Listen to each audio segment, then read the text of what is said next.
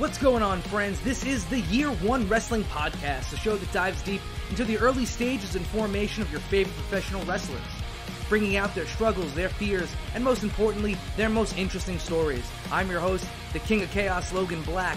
Thank you so much for checking us out on whatever platform you enjoy your podcasts on. We're all about showing love here, so if you dig what you hear, or you just feel like being awesome, show some love, hit the subscribe button, leave a review, tell a friend, help us get the word out on the show. Before we go any further into the episode, I just want to direct your attention to the Year One Podcast YouTube page. I'm really trying to build a lot on there. We've got the weekly series, Pro Wrestling Explained to My Wife, where I try and throw some of the best, worst, and kind of everything in the middle of wrestling at somebody who did not grow up a fan, my life partner. In addition to that, I've got a couple of other series that are coming out in somewhat of a random fashion. We've got road tips, where some of your favorite guests get to talk about their favorite tips for the road, and then favorite pranks, which is where your favorite podcast guests get to talk about their favorite pranks, either to play or that they've seen get played. It's all really, really fun stuff. And in addition to all of that, there's a lot of stuff from each podcast that ends up on the cutting room floor. Either it doesn't fit in or the podcast is just too long for me to keep it in. So what do? I release them on YouTube as some behind-the-scenes footage. A couple of really cool things coming out soon. I believe next week I'm going to drop Bear Bronson telling the story about why he was banned for quite some time from Twitter. So please, guys, if you're checking this out, if you like what you're hearing, if you like anything on that YouTube account, please hit the subscribe button, put on the alerts, keep checking everything out. And again, thank you so much for being so supportive of everything that I'm doing. I'd also like to bring attention to this weekend, just a few days away. Well, who knows when it is? Who knows when you're going to be listening to this? But Saturday, July 11th, Synergy Wrestling returns to New Jersey. I am on that show myself, the godfather of the chokeslam, Chris Benet, taking on Jason Sinclair and MV Young. We are going to beat the ever-loving piss out of each other all over that building, probably all over New Jersey. Who knows? I don't think there's anything Synergy can do to stop us from taking it outside the building. But odds are you're not going to be able to check that one out in person because it's pretty closed off, obviously, with all the COVID stuff going around. They're trying to keep things as safe as humanly possible. So how could you check this one out? Fight TV has got you covered. Fight TV has been covering everything that Synergy's been doing for quite some time, and all you need to do is just check it out. A pay-per-view event. It's only a couple of bucks, to be honest with you. And if you check out the rest of the card, seriously, it's going to be worth every single penny that you spend. So by all means, check out Synergy Wrestling. Check out their show this Saturday night on Fight TV, because I'm going to be on it, and I'm super stoked to be making my return back to the ring after such a long absence. Now on to this week's episode, and our guest, Ref Gina, a.k.a. Blue Shoes, a.k.a. Bear Stripes. She's got a whole lot of names, doesn't she? I had met Gina a number of years ago at Blitzkrieg Pro. She had come out to a number of shows in the area as a fan. She was really awesome, would always be cool to talk to at the merch table. Just, one of those fans who you can tell was super passionate, was never weird or creepy or, going out of their way to kind of bother wrestlers. She had a serious respect for what was going on. And at some point, I remember her telling me, yeah, I think I'm going to make a go at this. And I'm sure I wasn't the only one, A, who she told, and B, who told her, yeah, absolutely, go for it. Because again, she was chill with a lot of us, and there was so much passion. You could see it in her.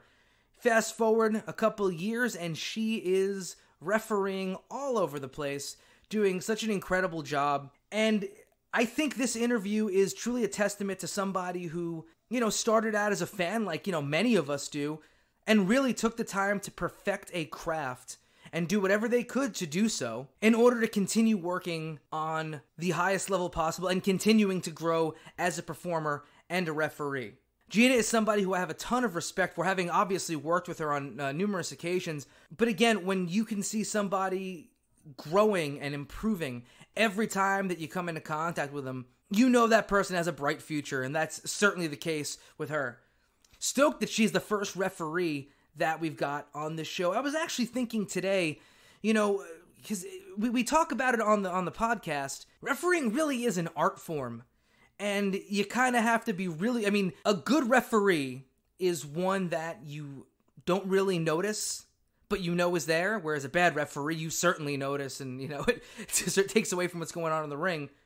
But I was thinking today about getting a panel together of referees, Gina obviously included in that, and doing a video podcast to put on the YouTube account where referees just discuss some of their pet peeves. I was doing the airing of grievances for quite some time. I feel like it would be a really awesome thing to do if we got referees together to be like, you know what, this is a rule I don't like enforcing. This is something that I hate that wrestlers do. This is a situation I don't like being put in. So, I got to give credit to Gina for inspiring that in me, because I'd like to get that done at some point soon. Stay tuned for all that. But again, I can go on for days about any of this stuff, but I just want to hop right into the podcast. Ref Blue Shoes, Gina, Bear Stripes here on the Year One Wrestling Podcast. So we are here with referee Gina, aka Blue Shoes. How are you doing? I'm doing great. There's a new moniker that's been added to the list. What are we going with now?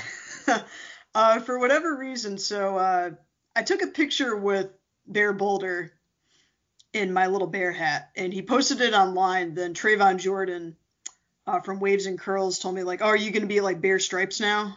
So for whatever reason, I told Torres this, and now he's been announcing me at Blitzkrieg as Bear Stripes, and unfortunately it caught on. So I don't know what to do. So we'll go through this where it is Ref Gina, a.k.a. Blue Shoes, a.k.a. Bear Stripes. Bear Stripes. Oh, God. It's so funny how things just catch on. You know what? It really is kind of the organic nature, especially of independent wrestling, because independent wrestling really does thrive on everything being super organic. And because there's nobody behind the scenes really pushing much of anything. So that's all you've got is what gets over organically. And at that point, you just got to run with it. Oh, yeah, of course. So I'll start off with the general question that I give to everybody. What was your background in terms of professional wrestling before you ever showed up, to a show and then to training? Like, what were you a fan of? What did you watch? What did you enjoy? And did you compete in like any sports growing up? Sure. Before I start with that, I just want to mention that the goal of this interview here is to get to a Millhouse reference organically.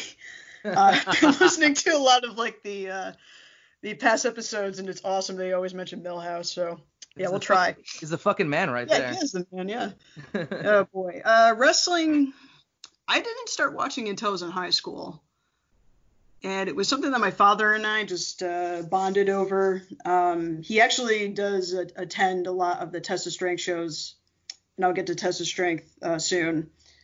And every time that I see him, we'll put on like IWTV or something, and we'll like watch wrestling if it's matches that I've done or not done, promotions that I've worked for or not worked for. So it's nice to see that has continued into adulthood. What was it? I did play volleyball. At this point, I'm not really playing it currently. It's just more like practicing with people whenever we get people together. But that was really the only sport that I did. And my dad's a huge sports person, so it's kind of like the reverse of John Cena's story, where his father was not really into sports, but he was into wrestling, and that's how they bonded. So I came downstairs one day, it was like the winter off season, and he was watching a segment with Randy Orton doing this promo, and Chris Jericho comes out for his second return, I think, or maybe it was his technically first return. And everyone was making like a huge, big pops everywhere. I didn't know what was going on. And it was so interesting to me because I didn't really think that wrestling involved storytelling like that. So the whole night I was just sitting next to him saying like, oh, who's this person? What's the deal with this? And it just kind of slowly grew from there. Started watching other things like TNA. I found a magazine somewhere at this like coffee place. Then from there, I'd started to become more introduced to the independents. It's nice living in New England because, this apparently is the place. Like, it did struck some type of gold living here because we have a lot of promotions in the area. So it was fun traveling to different states and seeing what's available. Then over time of going to shows for a long time, I got recruited to join Test of Strength that's at East Hartford, Connecticut, that's run by Slick Wagner Brown. He thought I would have been a great wrestler. I tried one class, did all these bumps and exits, which is kind of like ways to get out of the ring. I know you talked about that on the show before. That's the first thing that you learn when you're there. And I absolutely hated it. I was like, wow, this sucks. I hate bumping. Why do I want to do this? So I told him I'm not coming back. But then I started thinking about it more, and I still went to the shows, and I still wanted to be a part of it somehow. And I started to understand that, well, wrestling doesn't have to be a singular role. I mean, wrestling itself is not for everybody. Maybe there's something else that will fit me. So I thought about it, and I said, okay, I do actually want to try being a manager. I was going to be Ty Shine's manager. He broke his ass. Actually, he did something to his glute. How does one break their ass? He gave Sammy Diaz a backbreaker, and I think his hip kind of he didn't necessarily throw it out, but it overstretched his glute. So he didn't actually break his ass, but I say that because it's funny. It is funny. So he was gone for a couple of months, and Slick said, you're going to just ref these practice matches. And luckily that worked. And, that again, like how we mentioned before, how just some things happen organically and just happen. That worked out for me, so I stuck with it. I mean, I'm still trying to piece together the breaking of one's ass. Yeah, but I'm pretty sure I'll be on that for the rest of the week. So your fandom came from, being able to bond with your father. Who were you a fan of when you first started watching? Like, what drew you in, in terms of the characters you saw? Oh, Edge for sure. He was doing that. Not my favorite storyline with Vicky, but over the years, I actually grown more appreciative about her as a heel because she doesn't have to do anything. Oh, no, not at all. She just has to go out and, she gets booed to hell. And it's amazing. I think the things that she's also doing for people, like with her podcast and stuff now, is really cool. So it's nice to see a segment that I didn't really understand and with a character I didn't really understand, but I understood Edge. I liked his look. I liked the way he promoed and he could wrestle. So he was a total package. Seeing him come back recently was I couldn't believe that it even happened. Still to this day, it was like watching AJ Styles do his Royal Rumble appearance, and it was like there was a glitch on TV. Nah, this is somehow they're crossing something else. It felt like that. So watching him come back just made me kind of feel like being a kid again, because I was kind of discovering who he was as a character. So I would say that definitely him. And Randy Orton was a big heel on Raw at the time. So I liked his character, started to really appreciate him more as I started to learn about wrestling itself and how he, as a heel at least, he takes his time with moves and he really wants people to think it's so Randy Orton was a big guy on Raw too at the time, and I started to realize the more that I was getting into wrestling how great of a heel he was and has been since then. But I also started watching TNA and stuff. I really like the whole Chelsea Abyss story that they did there. You had Magnus at the time. The Beautiful People. That was a stable that I really, really liked. And then did she go by Catherine Winters or Waters? I think it was Waters. I couldn't tell you. I honestly, I clocked out of Impact by that point. Okay. Yeah. Well, she did her Impact debut then. It was pretty cool. Got a little bit weird with the storyline. But I really like Madison Rayne a lot. So it was really neat to, kind of see how her wrestling has developed over time from being in that stable. And then of course there's Gail Kim. Oh man, she's still my favorite. And I know she doesn't wrestle anymore, but she's got a pretty incredible body of work. Yeah, it's exactly. you don't have to be wrestling at this point, where you can go look back at everything Gail Kim did and be like, all right, it's what a body of work. And again, I always give credit to people like Gail Kim, but even the it is the generation prior to her of like, Jacqueline and Molly Holly and them who were workers in a time where you didn't have workers. Like those were like the two who came in as trained workers with a background in it, as opposed to like somebody pointing out bikini models and being like, okay, we could train them. Right. And I really liked the knockout division on TNA at that time because of that. Not to say that it didn't like Mickie James, on WWE, but it's just I felt like TNA made that product a little bit like for me at the time. Right. No, I think there were points throughout the history of TNA where they were definitely a trendsetter, so to speak, because they really did. They were the first company in the United States to take women's wrestling seriously on like a TV level. Because, prior to them, you had Shimmer, which was like the women's wrestling promotion in the United States. But, Shimmer didn't have TV.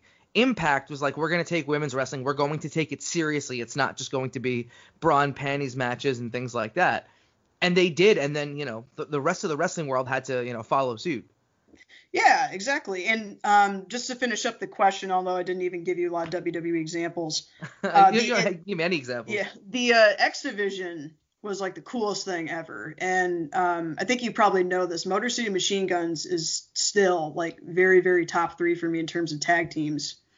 And that X Division series that they did with Beer Money was a huge eye opener for me. I was like, I had no idea that wrestling could be like this.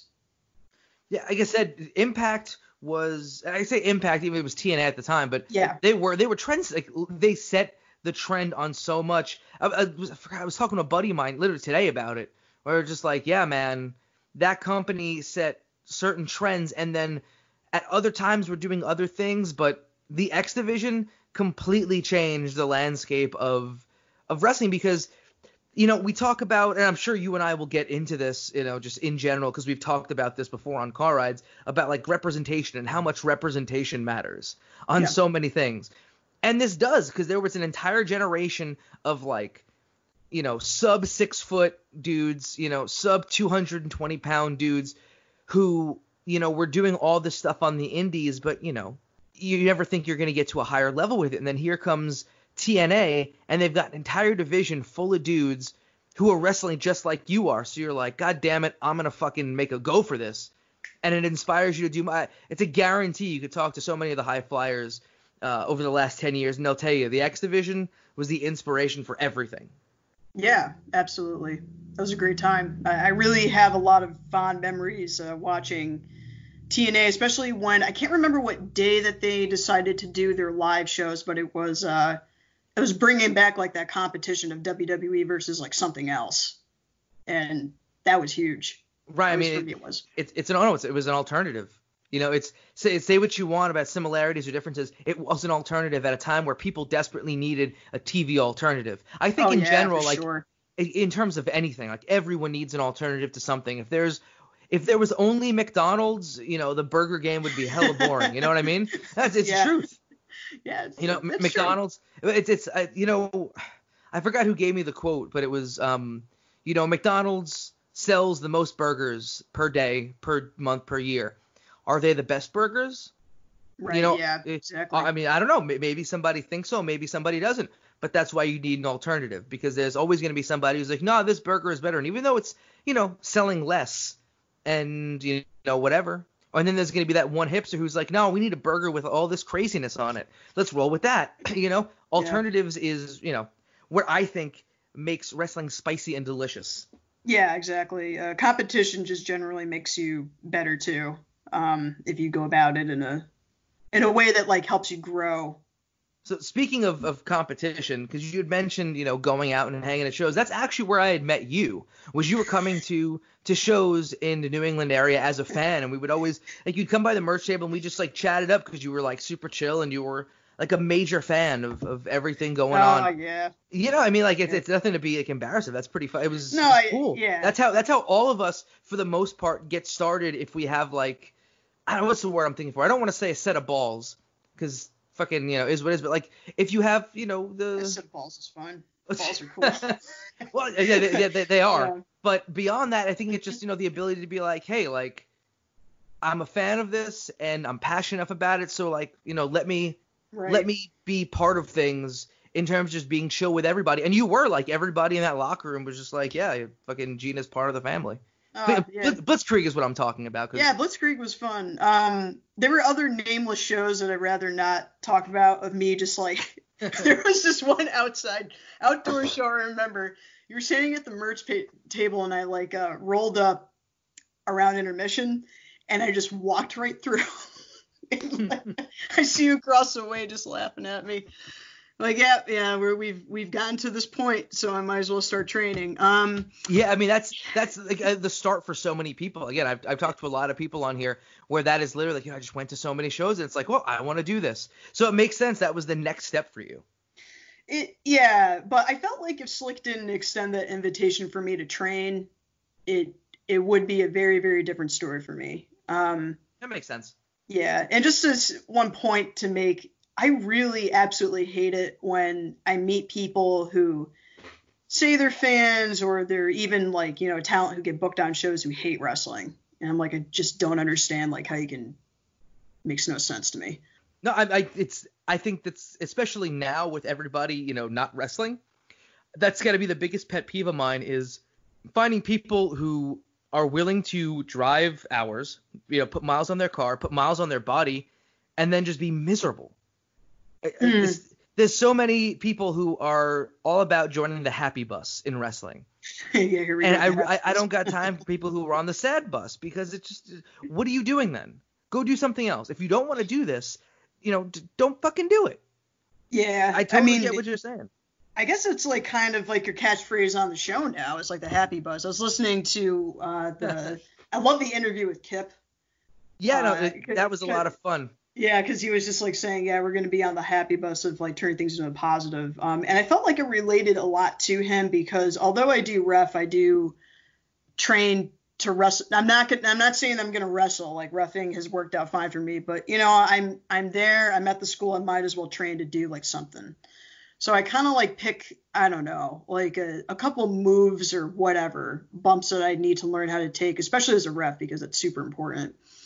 Yeah, I was always really about that because I think I'm not going to sit there and want to like have refs taking, bump after bump after bump, but I really think the importance of a ref learning a lot of the ins and outs of things, especially as you're getting to a higher level, understanding, how to help guys out with psychology or working, hard cam, or even just like the basics of cardio because shit, you guys are on your feet a lot, a whole lot. So you need that cardio. Oh my God, especially if you have those scramble matches. You need to get the hell out of the way. And doing a scramble with hard cam, oh God, it's hell. But sometimes it could be really fun because I'll be in there trying like super hard not to be in the way of hard cam, not being in the way of anybody else. And I'll be like, oh my God, like in the moment, I'm just not freaking out, but just on my toes a lot. And then I'll watch it back and I'm like, oh, that looked like so much fun. So there is like some sort of strange like perspective that changes. My favorite is when you're in there and you think a match is like much longer or shorter than it actually is. That's like a huge, mind fuck. But the importance of training and doing those practice matches does help, at least for me, to keep like some sort of like essence of time. Because I have to be in there, being in charge of time, making sure that things like end in the way that it needs to. Bumps, like we talked about, that's super important. And going back to what Kip was saying, like he was the type of person who, you look at him now and he's like this really shredded person, super in shape. He could go for a while, good fundamentals. And you would never guess if it wasn't for this interview that you did with him, that he wasn't really the best at it when he was starting. And that's like me. Like, I feel like wrestling is so, so hard. All the bumping is like so hard to do. But I feel like at times you can get very frustrated with it. But if you have a good like student body and coaches who can help you, it's worth it once you reach that threshold where you start to have things like come together. I think it's one of the reasons why I really wanted Kip's story on here because, man, you're gonna get people who are just born athletes and, will take to wrestling like a fish to water. But then you've got plenty of people who just, it doesn't come easy to them. It takes them a while to develop. And it's important, especially in your first year, once you start reaching that point where you get super frustrated and upset and you're ready to quit. And it's like, well, you're not the only one. That's why I think no matter who you are or what you're about, you can latch on to a story or a person or, something from this podcast to kind of uplift you or, let that be some type of positive, in your journey to be a professional wrestler. Yeah, I definitely found that to be a very relative story, and I was very appreciative that he shared it. So talk to us about starting at Test of Strength with Slick Wagner Brown. For those who aren't, in on the Northeast, or you know what? Fuck it. You should be, because Slick Wagner Brown wasn't just a Northeast guy. No, he wasn't. Yeah. Dude, I've been watching this quarantine has had me watching so much old school wrestling from the Northeast because I'm just such a mark for it. And just watching a ton of Slick stuff from Ring of Honor, from all the promotions in the Northeast. Like, he was a dude, like, if you were running a good show, you had to have him on. And the dude was all over the place, too, for a while. So, he's legit. I've wrestled him before. It was a really weird match. I'm certain that he has no recollection of this match. I'll ask him, though. So, so talk to us about starting out at Slick School and what that was about, what he had you doing. And, where the switch for you came between, like, not wanting to take bumps and, like, no, refereeing is where I can go. Yeah, sure. So he did invite me to do one practice with him as, like, a freebie. I think at the time I was talking to a very, very select few of talent that's already been, like, I've seen them wrestle and so forth, about like what I could do in terms of like characters or something, but I couldn't really figure out what role I wanted to, or like a role that would work for me. So I just went to one show that's like it's a small little room.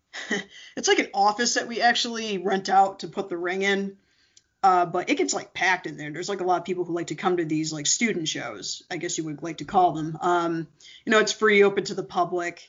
Wanted to check it out and see some different talent in the area. And I thought it was actually kind of cool that there was a school that was like pretty close to me. So I'm like about like 20 minutes away. So I was like, all right, cool. So I checked it out, and Slick saw me and he actually remembered me. And he said, and he was very appreciative that I wanted to check it out. So I hung out with people after the show. I was friends with a couple people on the roster.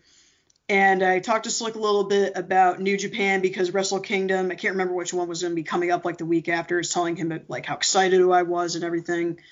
And the next day he messaged me saying like, hey, if you're actually interested in trying out a free class, you can come down. So I was hemming and hawing about, I'm like, and I was talking to a couple of people, and they said, well, just give it a shot. It's free. So I did. I learned all those, like, learning how to get out of the ring exits. Over the top backwards, like those Rumble elimination type exits are very hard to do. But everything else at least kind of went okay. Doing the bumping was really weird. My martial arts experience didn't really transfer over as well as I would have liked to. With bumps, it's very different than what I have learned. And I said, like, I'll have to think about it. Came back, tried to be a manager, had, like, all these character ideas and stuff. But he's like, we're going to have you ref some practice matches. But I was okay with it. I was like, yeah, okay, sure, I'll do whatever. Then eventually over time, I started to see that, wow, there's actually a lot to this that I didn't even think that the importance of you having to see both shoulders, very simple stuff like that I didn't even, like, understand was that important. Working with managers, that was one thing that I had to learn a lot. And hard cam and camera. Oh my God. He's so like on you about the hard cam. But the nice thing about the school is that there's really only one part of the ring that's accessible to get to. It's kind of, so like the ring's kind of backed up to the wall, and then the two walls next to it, there's like some room there, but not a lot. So you kind of only have like the actual audience, and that's it. That's where they said is that one side to sell to. So we worked on that. And even though like that wasn't the thing that was my goal. He still wanted to hold me accountable for being a good official. Then over time, I just started asking more questions about matches. I reached out to people like Vinny Lax and Kevin Quinn to answer some questions about situational things. And they try to make it, it's a Kowalski school, like that's our lineage. So they try to make you learn to ref like it's a shoot. So that's really the basics of that. It's a very story-driven curriculum from what I know working with the students there. Now, whenever I go to practice, it's usually rep stuff with Slick. And then if I want to do like basics or whatever, then I work with Bobby Ocean because he also does like assistant coaching there. I mean, it seems to me like they've got like a legitimate curriculum there where they're trying to make, trying to actually make wrestlers instead of just, running a business, which I think is it's I guess I've been in New York for too long where there's too many schools here that are literally just like a business instead of a place trying to, churn out legitimate Yeah, students. right. It's nice to always know that. Well, I mean, it's the same thing with martial arts. Like, that's really the background that I come from. And I think that's what Slick thought that, like when he was thinking that maybe it could be a good wrestler, it's because of all this experience I have in martial arts.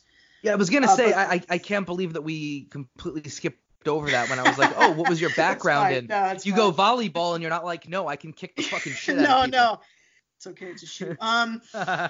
So the martial arts that I have experience with, for anyone who like follows me on like Instagram, I post like a lot of Kung Fu stuff. It's very nice, artistic, big movements, exaggerations in, the extension of, your kicks, arms, whatever. So it looks very, very pleasing, and it's definitely great. Like I still practice, like even during quarantine, we're still doing it remotely, learning new things. But judo is actually my foundational martial art, which I think like a lot of people are kind of surprised because they're like, well, you don't post any judo stuff. I'm like, well, I mean, I don't think it's like as pleasing to see like artistically like the nice stuff with Kung Fu versus me like throwing someone and messing up like a lot because I'm not super great at it even years after doing it. But that's okay. I still enjoy it. There's things that I'm good at and there's things that I'm not good at. Same thing in wrestling for everybody. So the judo stuff, lots of break falls, lots of rolls. So the rolls I'm very comfortable with and I do well. Like when I came in, he's like, do a front shoulder roll, no problem. Back rolls are very different because you have to kind of spring up. And in judo, you kind of like roll not over the head, but over the shoulder.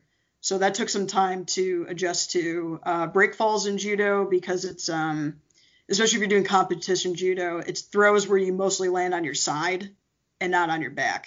Wait, no, it's what was I going to say?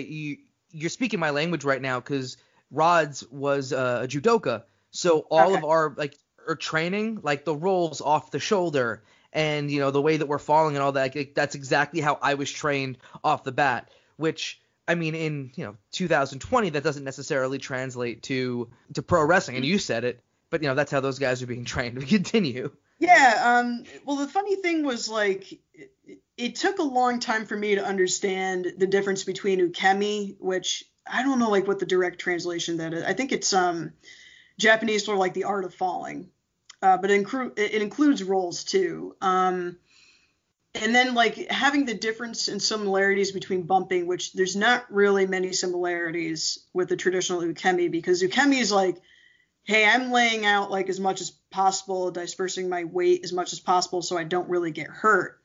And I mean, bumping, it's the same thing too, but you're also like selling moves and making it look like, a very big thing that Slick would always say to all of us when we learn how to bump and sell is wrestling is the art of believing.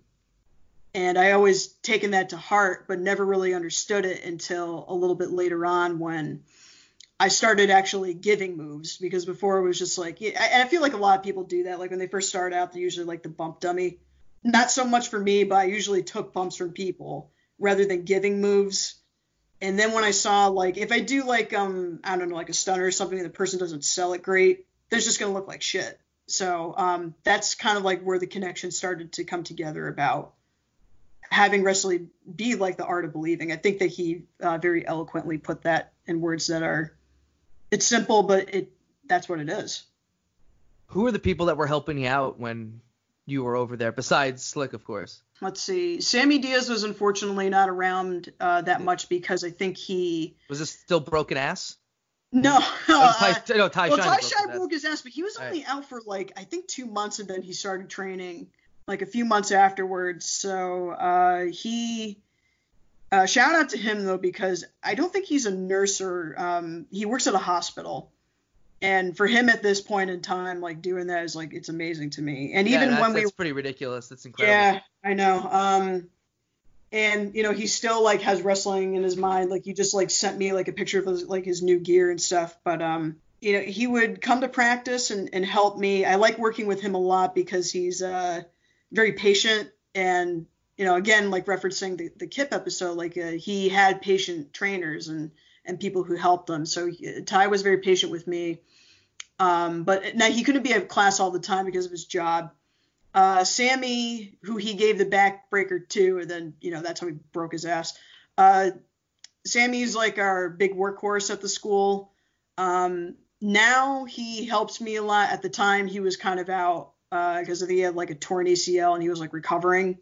So it wasn't, but he would still help me by like if I sent him videos or something. And he would give some basic instruction. Bobby Ocean, but you know, he's also a trainer there.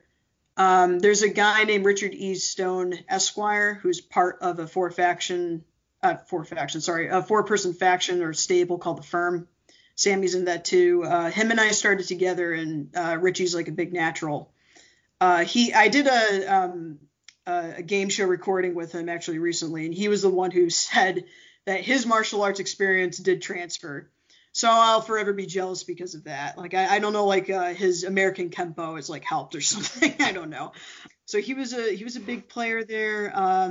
Then, you know, there's a guy named TJ Howell.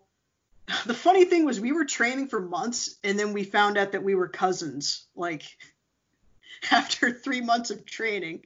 Because my mom was like, hey, that name sounds familiar. You know, that's like your cousin, right? I'm like, nope, I had no idea. So it was kind of a weird situation. So he helped me out a lot too.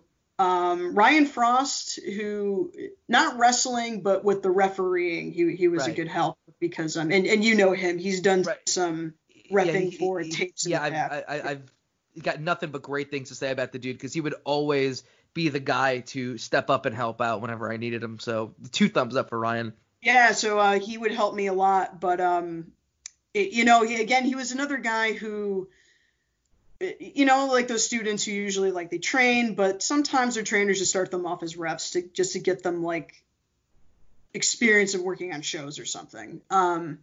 So he did that, but he took the role very seriously, and you know, he was very good at it.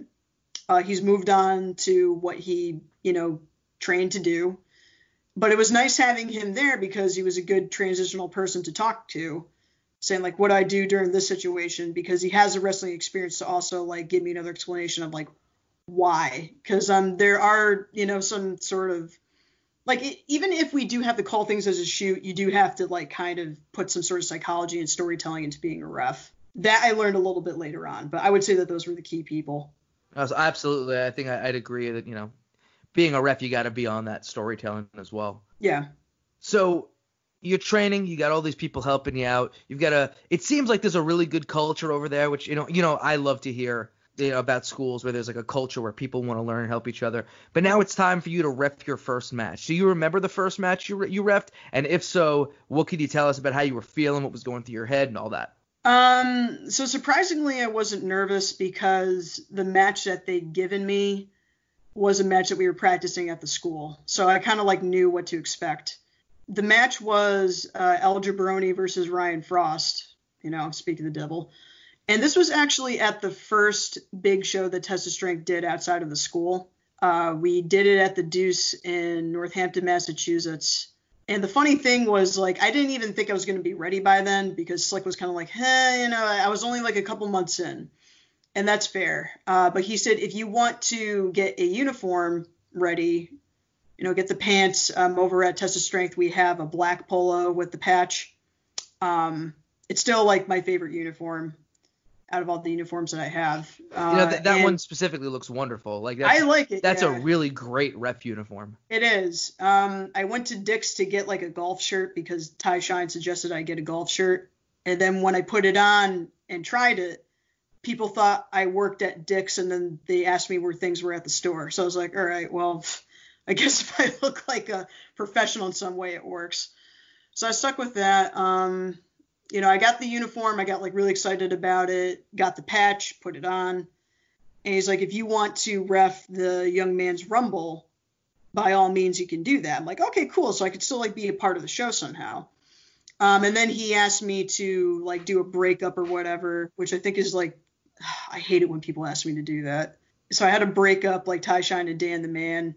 I mean, it was definitely really good for the crowd. For me, it sucked because there's like elbows flying all over the place and whatever. And I'm like, oh God, like this is what being a ref is. Awesome. So I got that experience, and then Slick surprised me by saying, I want you to do this match. So it was a very meaningful thing because I was able to actually debut at my school's show, and that was like the first of the big ones that we were doing. We crowned our first champion there. That was a big deal. And even though I did one match, I was very, very happy with it. More evidence that the culture of that place is a really good one because you were able to go in and, not feel out of place or weird about anything and just kind of go out and do something you enjoy with a whole bunch of people you enjoy being around. Again, I think I've done enough podcasts at this point where I've shit all over Gleason's and the culture over there, but the reason I do is because it's so important, especially to anybody listening who's, either in their first year or who's not in the business, to realize how important it is. And this is not just for wrestling. This is literally for anything. If you have a job that has a culture of negativity where everybody's, trying to, get at each other's throat or just treat each other like crap, nobody grows. If everybody is trying to grow together, it's very easy to make that happen. So it's great to see that you had that kind of culture over there to work with. Yeah, the really nice thing about all of the shows that we do, even if it's like the road events or the things that we do at the dojo, Slick always gets back to us on feedback on the matches. Like he always watches them. Might take a little while, but he always gets back to us. So it's great to see him be a good mentor, outside of just the lessons that we do at the school. And that's being an active trainer. It is, That's yeah. being somebody who actually wants to see your students grow. It's important to get that shit together where nobody is learning unless the people who are in charge there are taking an active role in trying to watch everything that's going on. Super important. Yeah, I think it's also important that you have trainers who also keep up with like some sort of current product. I think that's probably one of the most important things. It is, but it's just like it's so strange to me how being from like a Kowalski lineage, so like who else do we have in here? Bell Time Club up in Boston that's run by Bo Douglas.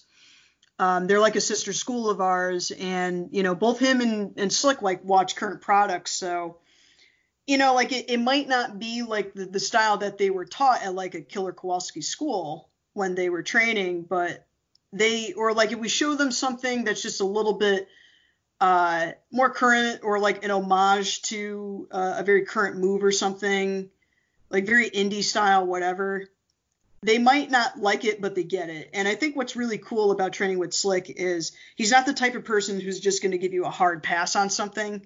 He'll say, well, I feel like this doesn't work because of this. Is there something that you can do to make it better? So it's not like, again, a hard no. It's, is there a way that we can make it evolve?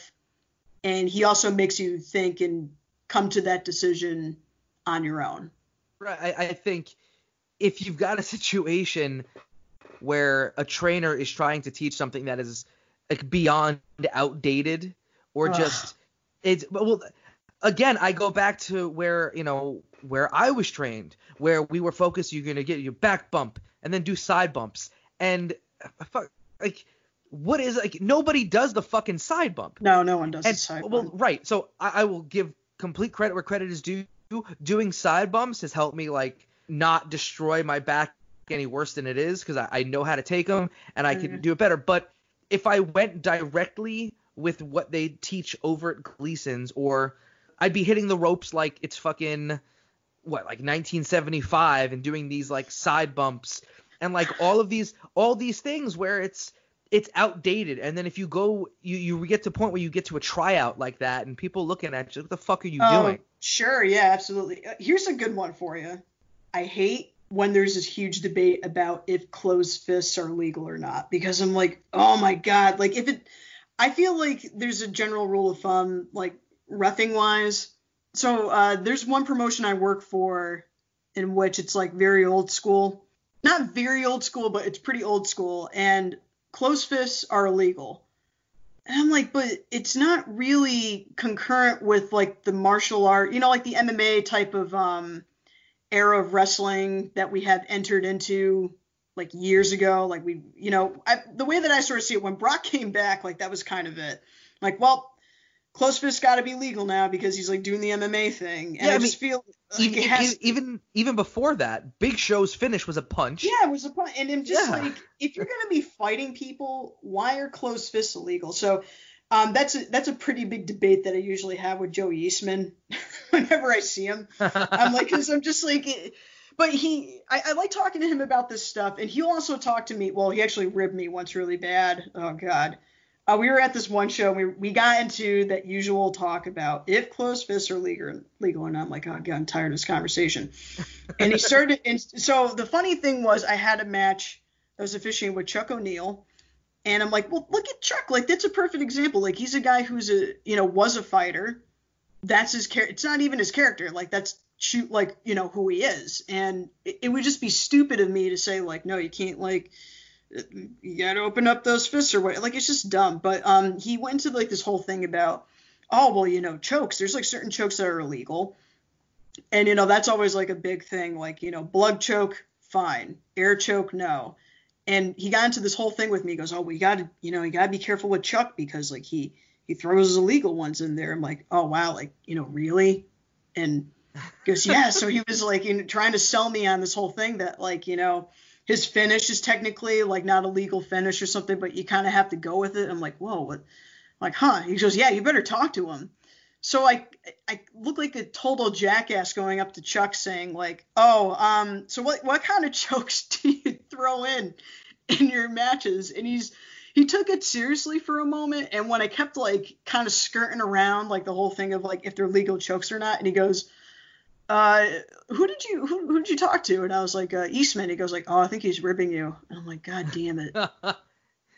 I don't think that's a rite of passage to get an Eastman rib done to you. Oh yeah, well I think in an endearing way, like that's how he shows. Absolutely, that he likes yeah, it's 100%. He also does other things like buries me on commentary. So back on the track of things, you're out there, you're getting your reps in as a ref.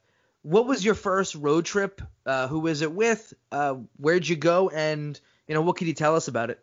I think the first like road trip out of state that was outside of like test of strength was working at New York Championship Wrestling, which I always laugh over the town's name because it's called like Whitesboro, New York.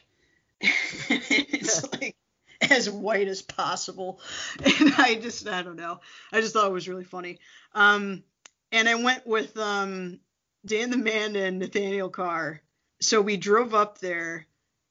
Really long drive because you had to go through the Berkshires. Well, I mean, it wasn't a long drive by any means because like now I kind of like go to Philadelphia like pretty frequently. It's about the same length of time, but you're kind of like driving through like nothing, going through the Berkshires all the way to like upstate New York. So that was it was a very interesting crowd there. I think they're more into like the old school wrestling rather than like independent stuff. The ropes were like ropes, so I heard that sucked a lot for the people who wrestled. So I get there and I think I was like only 3 months in at the time. The promoter says, well, you're going to do the main because you're the only ref with the most experience on the roster. I was like, okay. We had like a red shirt that said referee on the back, and I was actually pretty excited about that because I'm like, yeah, I'll wear a cotton shirt. So I did the main, which was the tag championship match against the Elite, Tyrell, and Angel against the Stepdads, who retained.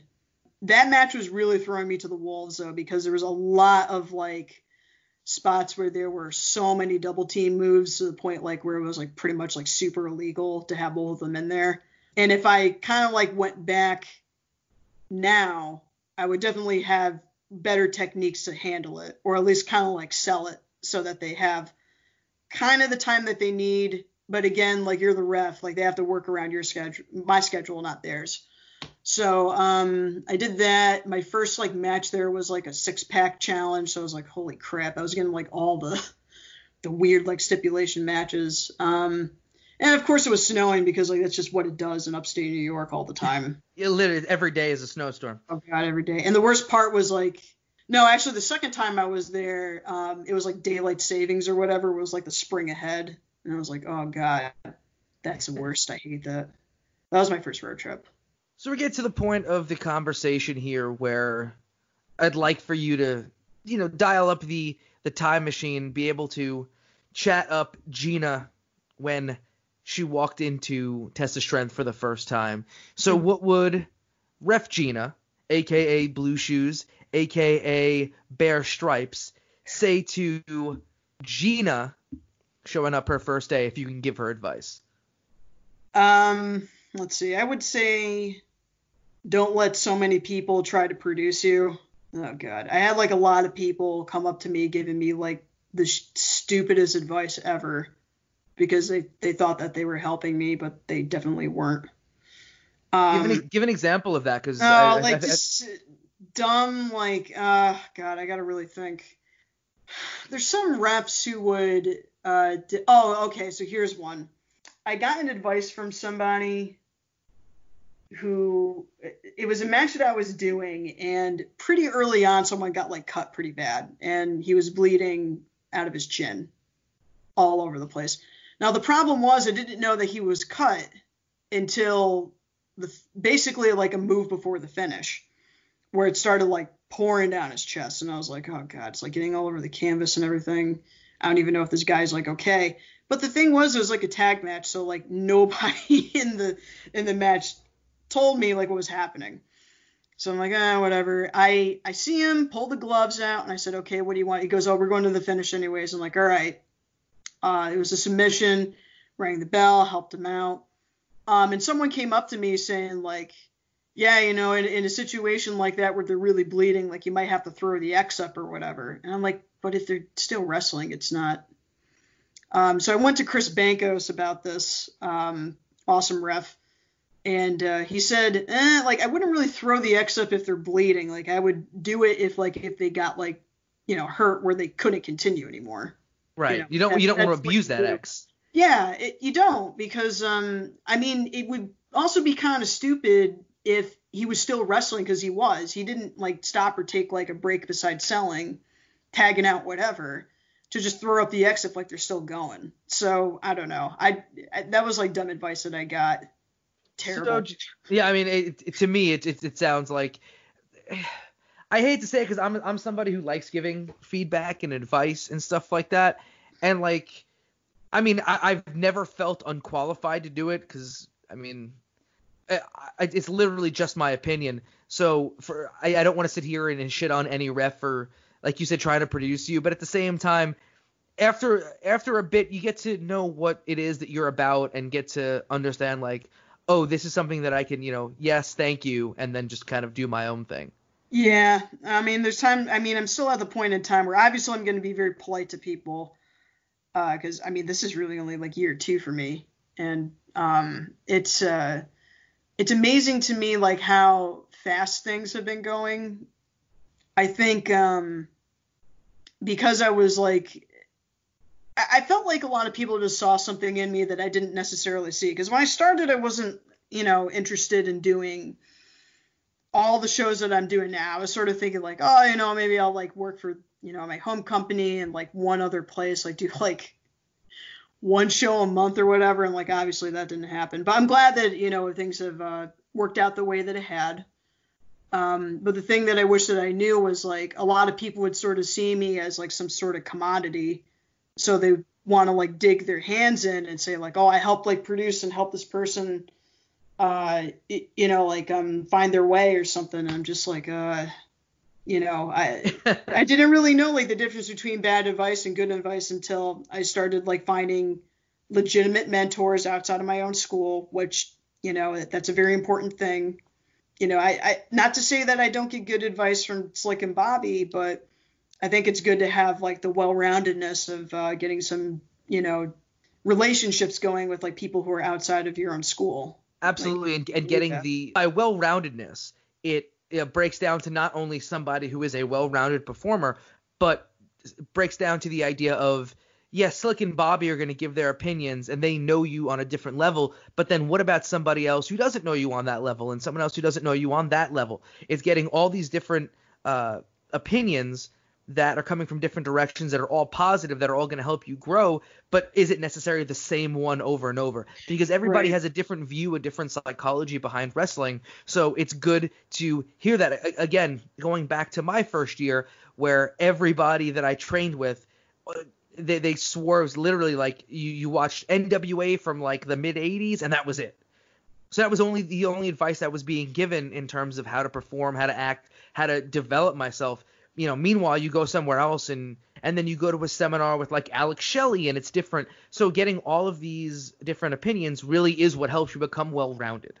Yeah. One of the nice things too was when I started working with refs who have like TV experience, they started giving me advice that, so I did a tryout match on SmackDown and there was like some people who were watching me. And I messed up like an O'Connor roll count. Like the match was Chico Adams with Channing Thomas, and he said that he wanted to cheat at the end of the match where he pulled on the trunks. And I don't know why, but I like counted the dude's like ass, and I wasn't like at his shoulders. I'm like, what the fuck did I do that? But they figured it out, and the finish wasn't there. He kicked out, and they kept working. A huge testament to those two for doing that. So, like the refs were watching me and I went over and talked to them and they gave me advice about like TV stuff. They said, work on things that's going to make you stand out from other refs too. And they didn't even care about like the O'Connor roll that I messed up. They're like, yeah, okay, whatever. But, and the more that I thought about it, I was like, well, maybe there is something else to just like, do it as you shoot. These are the rules. Always be here, here, and here. It's not like a full set formula. Like there are other things that you can do to make yourself look a little bit different. Bryce Remsburg is always like very successful in doing his pinfalls in a very unique way. So I started like incorporating things that, would help like me sort of be unique because I prefer doing it in a different style, which is so odd because I think you just wouldn't expect that from referees, but it's there. Every person does it differently. Gina, where can we find you on social media? Is there anything else that you'd like to hype? Oh boy. You can find me at, don't ask why I haven't changed it. I'm never going to do it. Hard Copy Foo, which is on Twitter and Instagram. It's a gamer tag and I'm like, no, I don't want to get rid of it. But that's it. I'm going to be producing more episodes of my game show, which is the Newly Matched show. You'll be on hopefully soon. Yes. So on the game show, we basically just test out the friendships in wrestling based on newlywed game rules and questions. So far, we had some success with TJ Crawford and Bear Boulder from Bear Country being my first guests on there. I've got other people lined up. So that's on YouTube. But if you follow me on Twitter, there's a great picture of me dressed up like Anthony Green. Awesome. Well, Gina, I was super happy to have you on here. You are the first referee that I've had. And I think, again, we're all about promoting positivity here and showing love. So something like this and giving a beyond just a different aspect of things, but a different position in professional wrestling that is, in my opinion, just as important as the two guys kicking the crap out of each other in the ring, or two ladies, guy and lady, whoever's in the ring, the two people, the two individuals in the ring kicking the crap out of each other. That one extra person as the referee, to me, is just as important in telling the story. And I think your story is a unique one and is very interesting, and I was really happy to have you on. So thank you so much. Yep, no problem. And everything's coming up Millhouse. Yeah, you fit it in. There we go.